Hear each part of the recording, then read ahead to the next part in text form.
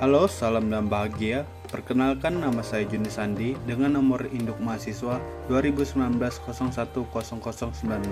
Kali ini saya akan menyampaikan komoditas tanaman yang diproduksi secara manufaktur, yaitu perkebunan kelapa sawit.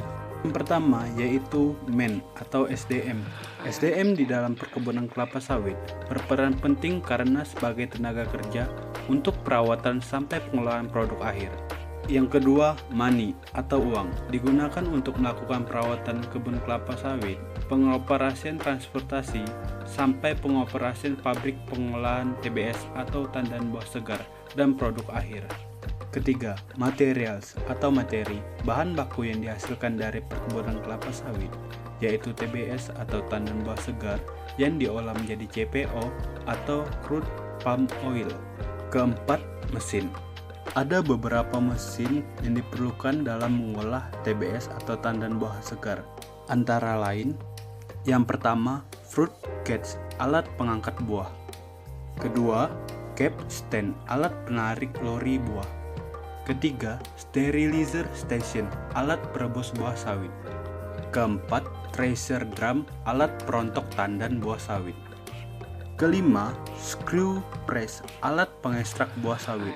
Keenam, vibro separator, alat pemisah serabut halus dan bahan-bahan kasar. Ketujuh, continuous settling tank, atau pemisah minyak murni yang massa jenisnya berbeda. Kedelapan, oil purifier, atau alat pemproses minyak murni. Kesembilan, sludge centrifuge, alat penyaring minyak. 10.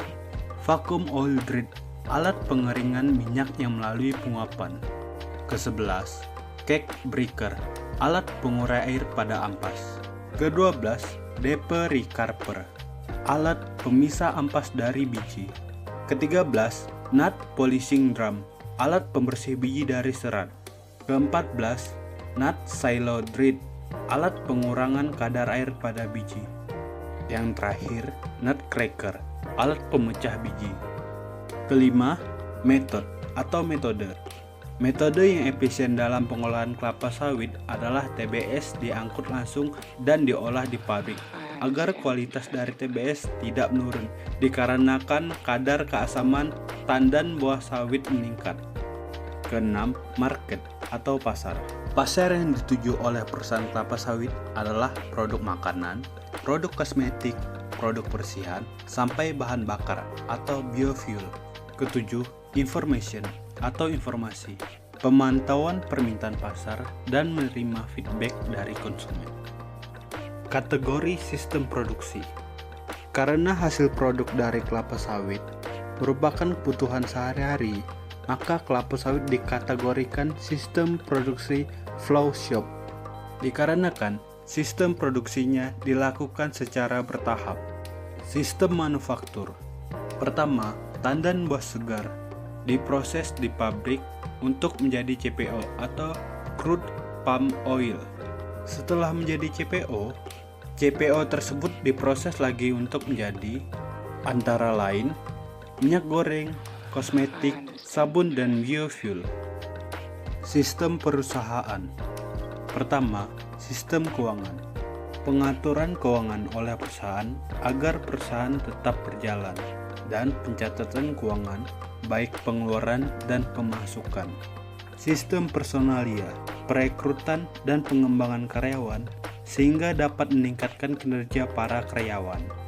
Sistem manajemen, suatu kerangka proses dan prosedur sebagai standar perusahaan untuk mencapai tujuan perusahaan tersebut. Pengendalian produksi. Yang pertama, planning. Planning atau perencanaan pada perusahaan kelapa sawit membuat pemasukan TBS dan pengeluaran CPO tetap terjaga agar tidak terjadinya kekurangan produksi maupun kelebihan produksi.